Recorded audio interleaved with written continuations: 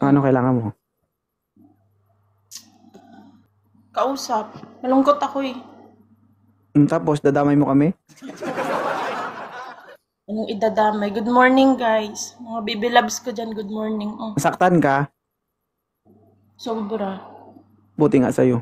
Ay, Hmm. grabe ka Sakit? naman. Masakit? Ha? Deserve mo yan. Bakit di mo na lang sabihin na nakakaawa ka naman? Di yung deserve mo yan. Bakit? Mapipilit mo kung ano yung gusto kong sabihin? Grabe ka naman. Di ka Una man sa lang lahat. naawa sa akin. Nakinig ka ba sa akin? Di ba pinagsabihan Wait, kita? oh, di ba yung mga ano mo dito, Di ba mga advice mo? pinagsabihan kita? Yes or no? Oo, oh. Nakinig ka ba? Hindi. Tapos sabihin mo ako sa akin ngayon, kailangan maawa ako sa'yo. O di ba lagi mong ina-advise dito, pag mahal mo, ipaglaban mo. Oh. Hindi naman literally na kailangan pagmahal mo, ipaglaban mo. Lalaban ka kung alam mong may laban ka. Oh, Pero, ayun na. pero pag alam mong wala ka ng laban, bakit ka lalaban? Ako tingin mo sa sarili Wala na, mo, tanga? sumuko na nga eh. Di ba? So, anong gusto mo? Kanino ka makipag-usap? Sa akin na diretso magsalita? Sinasabihan ka ng masasakit? Para matuto ka? O doon ka makipag-usap sa mga kaibigan mo nang gusto mo makisimpatya sa gusto mo? Na kailangan Sa'yo. pagsabi mo ng ganito, kailangan kampihan ka? Kailangan mag-agree sa lahat ng sasabihin mo? Sa tingin mo makakatulong sila sa'yo? Masakit ako magsalita? Oo, masakit. Pero kung intindihin mo yun, para sa'yo yun, hindi para sa akin yun. Oo nga. Una pa lang, pinagsabihan na kita. Tanong, nakinig ka? Di ba? Sino ba naman ako para pakinggan mo? Pero dahil kaibigan ko kayo, sinuportahan ko kayo. Go. Pero ako, bilang ako, pinagsabihan ko na kayo, both of you.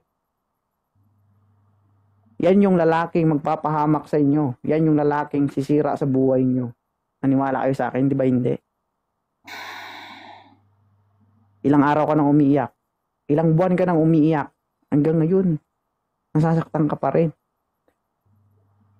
Bakit? Dahil yan sa katigasan ng ulo mo. Huwag mong sabihin, pinagsasabihan kita ng ganyan, hindi ako concerned sa'yo. Alam ko naman. Wala na. Titigil na ako. Hindi wow. Nakailang tigil ka na. Pagkatapos mo tumigil, anong ginagawa mo? Last na nga yun. Last na yun Pagkatapos kagabi mo kasi tumigil, ayaw anong na. ginagawa mo? Dumidiretso ka. Ha? Nakailang tigil ka na, maldita. Wala na nga. Last na nga yung kagabi. Nakailang last ka na. Dami. Ayaw yung maniwala sa akin? Tingin niyo sa Alam mo akin. kasi napapagod na rin. Sobrang nai-stress na ako. Minsan natatalon ko na yung hagdan kasi wala akong tulog. Nauuntog na ako kung saan-saan. Tapos nagpaplantsa ako, nakapikit ako, napaso. Ayan. Tanga eh. Ganun talaga. Diba? Ganun talaga. Nagmahal ka eh. So kapag nagmahal ka, ikay nagiging tanga. Tama yan. Kasi ako naranasan ko din naman yan. Tapos sinasabi mo kapag mahal mo, kailangan ilaban mo. Totoo yan, kailangan mong ilaban. Ilaban mo kapag alam mong may laban ka. Pero bakit ka makikipaglaban sa taong yun kung alam mo naman sa sarili mo na ikaw lang mag-isa ang lumalaban? Ako mali. Tama. Diba? Nung pumasok ka sa team ko, nagkaroon ako ng issue. Pinagbabawalan kita, may relasyon tayo. Lumabas ka sa team ko para wala akong marinig sa ibang tao. Diba? Grabe ang insecure niya sa akin. May tsurang tao, insecure pa sa akin. Hoy, Di ba? Mm. Pero hindi ko siya siniraan sa'yo. Pinabayaan kita. Siyempre, gusto ko din naman maging masaya ka.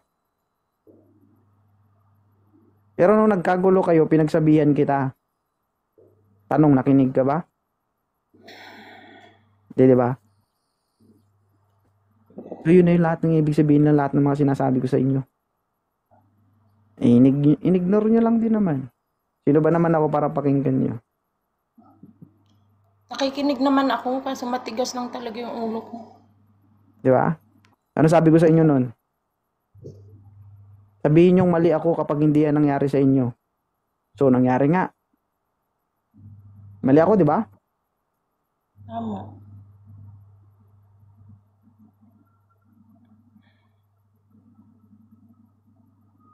Pangit ka ba? Hindi. Para magkaganyan ka? Hindi pala eh.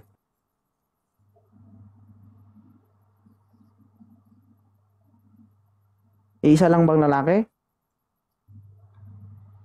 Hindi pala eh. Ang dami-daming lalaki nagkakagusto sa'yo, doon ka magpapakamatay. Doon may bubuhos yung oras at luha mo.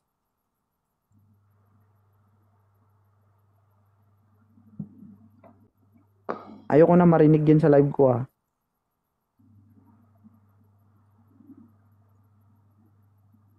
May isang salita ako maldita.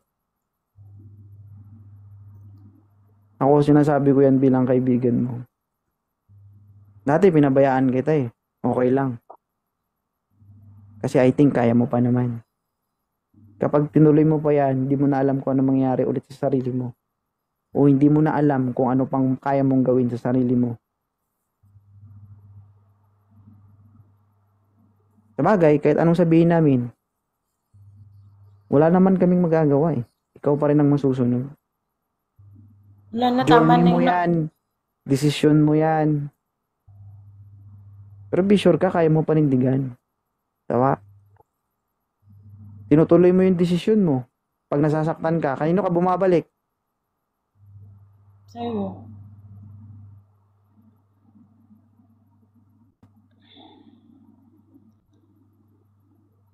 Diba?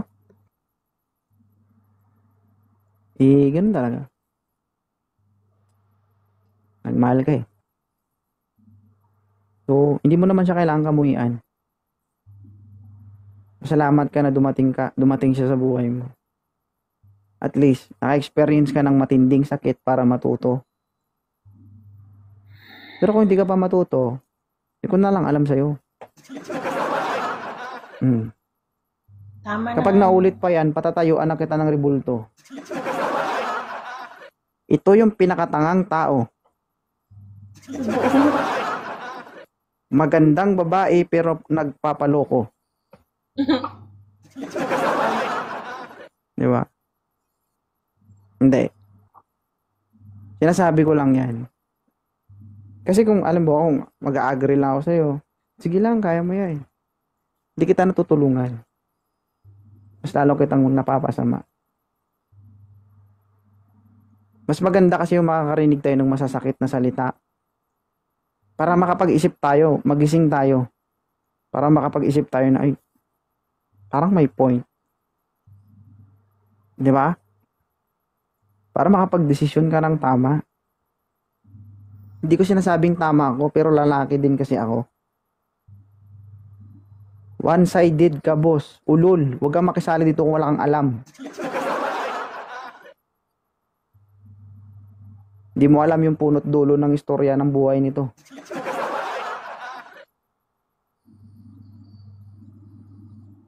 Si Leo ba to? Saan? Na OJ ang pangalan. Hindi ko alam. Baka nakikinig ka, kung gusto mo umakyat ka.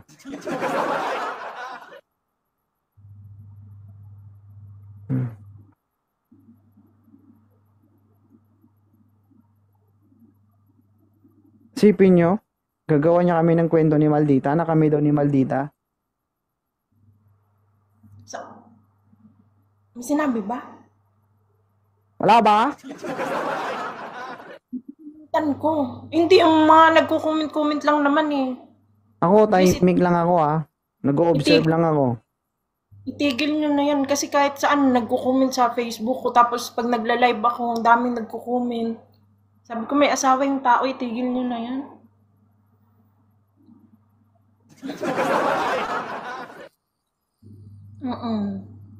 Oo nga. Tapos magko-comment maldita, hinahanap ka ni 2.0, hinahanap. Hindi nga pinapaakyat, hinahanap. Kaya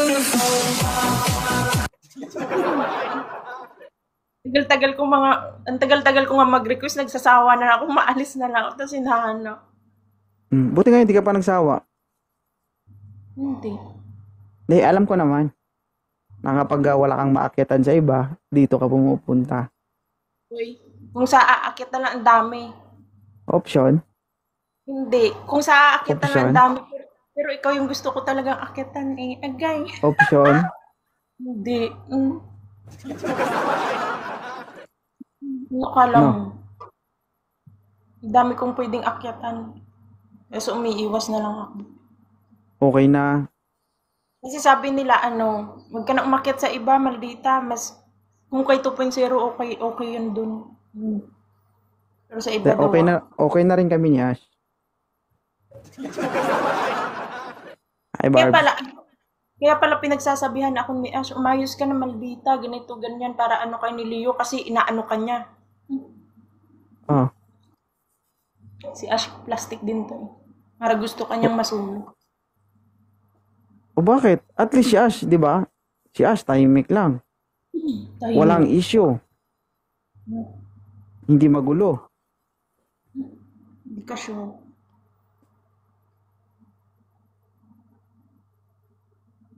Paano ba yan? Paano ba yan? Sino yung susundo siya sa Pilipinas? Sino ba yun? Sino ba yun? Yung Tore?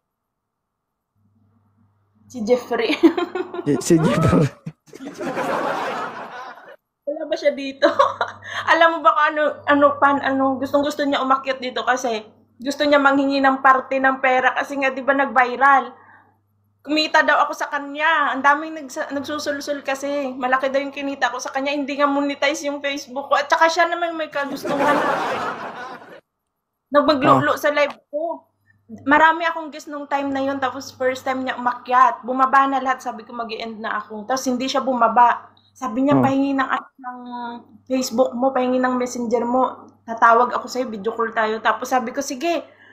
Pero sampulan mo muna dito. Hala, panay siya. Ganyan siya, 3 oras. Nagganon sa live ko. Hanggang dumating si Ate Shai. Tapos yun nga, in-upload ko. Tinry ko in-upload sa Facebook. Nagulat ako isang araw, 1 million. Sabi ko, hala. Tapos sabi niya, maldita, pahinging parte. Tapos umakyat sa live ni Leo kasi friend sila ni Leo. Sabi ng ganun, hi mommy, hi daddy.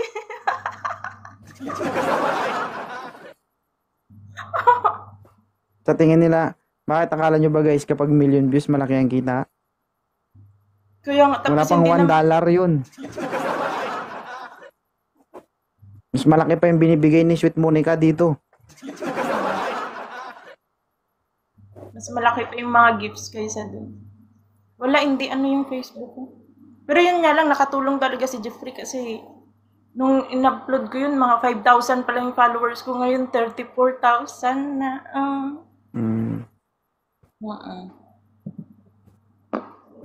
Siya, sige. Ingatan mo yung sarili mo. Thank you. Ingat ka. Thank you. Mag-aantay na lang ulit ako ng panibagong issue. Dapat yung mas pinakamagulo ha. Ayoko ng mga simpleng gulo. Ha? Hindi na. Para pag uwi mo ng Pilipinas, kalbo ka na. Ito naman. Hi Pikachu. Sige na, bye-bye. Thank you. Bye.